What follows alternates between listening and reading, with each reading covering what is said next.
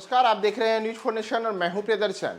बिहार के सबसे हॉट संसदीय सीटों में एक मुंगेर में इस बार मुकाबला काफी रोचक और त्रिकोणीय माना जा रहा है। त्रिकोणीय इसलिए क्योंकि ये अब तक के मुंगेर के चुनाव में हर बार यह देखने को मिला है कि वहां वर्ष 2009 से लगातार ललन सिंह एक प्रत्याशी के तौर पर मैदान में रहे हैं, तो वहीं दूसरी ओर उनके प्रतिद्वंदी बदलते रहे हैं। इस बार प्रतिद्वंदी के रूप में उनके सामने राजद की ओर से कुमारी अनीता हैं, जो कुख्यात अशोक महतो की पत्नी है। तो तीसरी ओर एक और प्रत्याशी इस चुनाव में वहां पे ताल ठोक रहे हैं और यही इस बार के मुंगेर के मुकाबले को त्रिकोणीय बना रहा है। इनका नाम है पीयूष प्रियदर्शी। दरअसल पीयूष प्रियदर्शी धानुक समाज से आते हैं और अगर मुंगेर संसदीय क्षेत्र में हम धानुकों के मतदाताओं की बात करें तो धानुक मतदाता यहां जीत हार में काफी अहम भूमिका निभाते हैं। ऐसे में धानुक और कुर्मी का जो गठजोड़ है, यह गठजोड़ इस बार मुंगेर में किस ओर जाएगा, यही इस बार जीत और हार में तमाम उम्मीदवारों के लिए सबसे अहम भूमिका अदा करने वाला है। दरअसल हम अगर मुंगेर के संसदीय क्षेत्र की बात करें तो मुंगेर में वर्ष 2009 से जब से नए परिसीमन के बाद मुंगेर का गठन हुआ है, लगातार यहाँ पर जैसा मैंने आपको बताया कि ललन सिंह एक छोर पर हैं। उन्होंने वर्ष 2009-2019 के लोकसभा चुनाव में जीत भी हासिल की और इस बार के चुनाव में उनके मुकाबले जो चुनाव मैदान में है, यानी कि राजद की ओर से अशोक महतो की पत्नी कुमारी अनीता, तो तीसरी ओर जो पीयूष प्रियदर्शी हैं। इन दोनों के अगर आंकड़ों को हम लें तो इन दोनों के पीछे का जो कोर वोट बैंक है, वही वोट बैंक धानुक कुर्मी समाज रहा है। दरअसल जो अब तक के तमाम वहां पर जमीनी स्तर पर लगातार राजनीतिक जो तीनों उम्मीदवार हैं, वह अपने अपने स्तर पर वहां लड़ाई को अंजाम देने में लगे हुए हैं। उसमें अशोक महतो की पत्नी कुमारी अनीता और पीयूष प्रियदर्शी, इन दोनों के द्वारा एक मजबूत पकड़ के तौर पर धानुक और कुर्मी समाज के मतदाताओं को अपनी ओर आकर्षित करने के लिए लगातार अलग अलग किस्म की रणनीति बनाई जा रही है। दरअसल अगर हम बात करें पीयूष प्रियदर्शी की, तो पीयूष प्रियदर्शी पर पहले आते हैं कि पीयूष प्रियदर्शी मुंगेर में लोकसभा चुनाव लड़ने को लेकर पिछले करीब 3 वर्षों से लगातार इस इलाके में सक्रिय हैं। यहाँ जो वोटों का गणित है, उस वोटों के गणित में जैसे कुर्मी और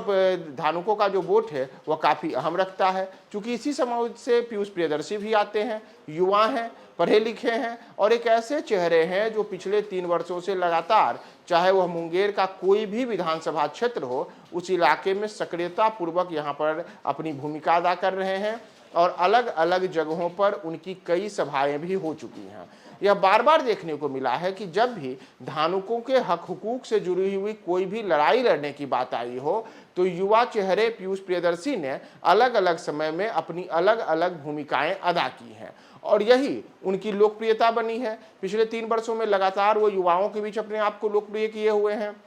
सोशल मीडिया पर धानुक समाज के हक हुकूक की लगातार आवाज उठाते रहते हैं और साथ ही साथ इस समाज के प्रतिनिधित्व को लेकर के भी चिंता जाहिर करते रहे हैं। और इस बार पीयूष ने इसी चिंता को लोकसभा चुनाव में अपनी उम्मीदवारी के तौर पर पेश करने का फैसला लिया है और इस बार वो चुनाव मैदान में उतर रहे हैं। यानी कि धानुकों के लिए जो बातें, जो सपने अब तक पीयूष देखते आए और कहते रहे हैं, उसको इस बार जमीनी स्तर पर साकार करने के लिए पीयूष ने पूरी जोर शोर तैयारी की है। और अगर हम बात करें कुमारी अनीता की, तो जैसा मैंने आपको बताया कि राष्ट्रीय जनता दल ने अचानक से कुमारी अनीता को चुनाव मैदान में उतार दिया। कुमारी अनीता की पहचान क्या है कि वह कुख्यात अशोक महतो की पत्नी है। कौन अशोक महतो? जो 16-17 साल जेल में रहकर आए हैं, जिनके ऊपर सांसद की हत्या में आरोप लगा, विधायक पर गोली चलाने का आरोप लगा, जेल ब्रेक कांड का आरोप लगा, इतना ही नहीं जातीय नरसंहारों का भी आरोप लगा। तो वही अशोक महतो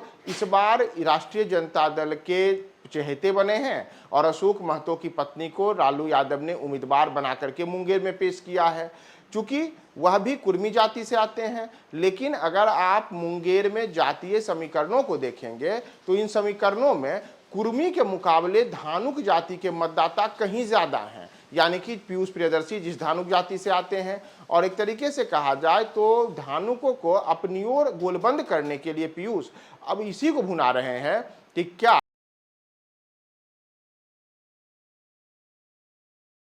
चाहिए और क्या अगर कोई व्यक्ति इस क्षेत्र से चुनाव जीत करके जाता है तो उसकी पहचान कुख्यात की हो। और इसी को मुद्दा बना करके इस बार के चुनाव में युवा चेहरे के तौर पर पीयूष ने अपने आप को पेश किया है। इतना ही नहीं, लगातार जो इस इलाके में चुनाव में जनसंपर्क किया जा रहा है उस दौरान भी यह देखा जा रहा है कि बार बार उन जातीय नरसंहारों को भी मुद्दा बनाया जा रहा है जिसके आरोप अशोक महतो पर लगे थे। दरअसल अगर आप याद करें तो अशोक महतो पर जिन जातियों के लोगों की हत्या का आरोप लगा उसमें कुछ ऐसे मामले भी थे जिसमें धानुकों की हत्या के मामले आए थे, और इसे ही अब चुनाव में जोर शोर से पीयूष के द्वारा भुनाया जा रहा है। यानी कि पीयूष ने अपने आप को अशोक महतो के मुकाबले मजबूती से खड़ा करने के लिए तमाम तरीके की जो राजनीतिक रणनीति होती है उसे जमीनी स्तर पर उतार दिया है। और अशोक महतो को यह भी पेश किया जा रहा है कि अशोक महतो के साथ कौन घूम रहे हैं। वैसे लोग घूम रहे हैं जिनकी पैठ नवादा में रही है, जो अपराध की दुनिया से आते हैं या फिर मजबूरी में उनके साथ हैं। तो ये एक बार बार बड़ा हमला किया जा रहा है कि अशोक महतो जो राष्ट्रीय जनता दल की ओर से चहेते बने और उनकी पत्नी को उम्मीदवार बनाया गया, तो वह तो नवादा के इलाके से आते हैं, उनकी कोई ऐसी राजनीतिक पैठ नहीं है और ना ही समाज के हित में कुछ ऐसा उन्होंने काम किया है। इन तमाम चीज़ों को मुद्दा बना करके पीयूष प्रियदर्शी अब मुंगेर में ताल ठोक रहे हैं, और ताल ठोक रहे हैं कि वह अपने समाज को अपने लिए गोलबंद करें। जैसा मैंने आपको बताया कि अगर आप देखेंगे तो पिछले करीब 3 वर्षों से लगातार इस पूरे इलाके में पीयूष ने वहाँ पर अलग अलग सभाएं की हैं, छोटे छोटे जगहों पर गए हैं, तमाम तरीके के जब भी वहाँ पर धानुकों के कोई कार्यक्रम हुए हैं तो उसमें उनकी उपस्थिति रही है। इतना ही नहीं, अगर किसी की हत्या हो जाए, अगर किसी का रेप हो जाए, अगर किसी का अपहरण हो जाए या फिर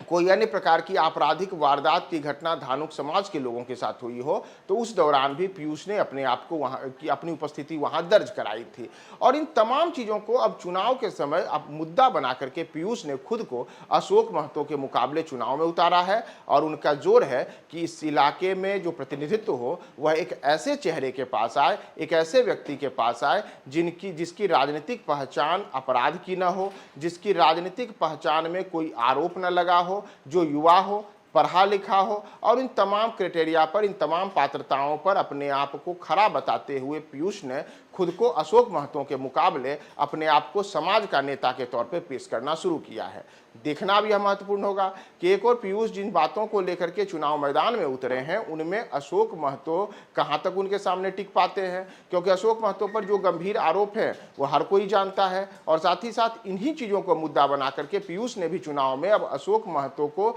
चुनौती देना शुरू किया है कि अशोक महतो की पहचान ही क्या है। उनकी पहचान तो है कि जब धानुकों की हत्या में नाम आया तो अशोक महतो का नाम आ गया, जब धानुकों के हक हुकूक की आवाज़ की उठाने की बात आई तो उसमें कहीं से भी अशोक महतो नहीं दिखे, और यहाँ तक कि मुंगेर के पूरे किसी भी इलाके में अशोक महतो की अब तक कोई ऐसी स्थिति नहीं रही है जिसे लेकर के कि वो चुनाव में लोगों के सामने वोट मांग सके। यानी कि उनकी पहचान और उनका जो पूरा का पूरा जो आपराधिक इतिहास है वह सब नवादा तक ही सीमित था। तो इन तमाम चीज़ों को मुद्दा बना करके अब पीयूष ने चुनाव मैदान में ताल ठोकना शुरू किया है। अब यह देखना महत्वपूर्ण होगा कि एक और इस लड़ाई में जहां ललन सिंह है तो दूसरी ओर अशोक महतो बनाम पीयूष प्रियदर्शी की लड़ाई में त्रिकोणीय मुकाबले में मुंगेर की जनता इस बार क्या फैसला देती है। हम आपको तमाम अपडेट्स बताएंगे, बने रहें न्यूज़ 4 नेशन के साथ।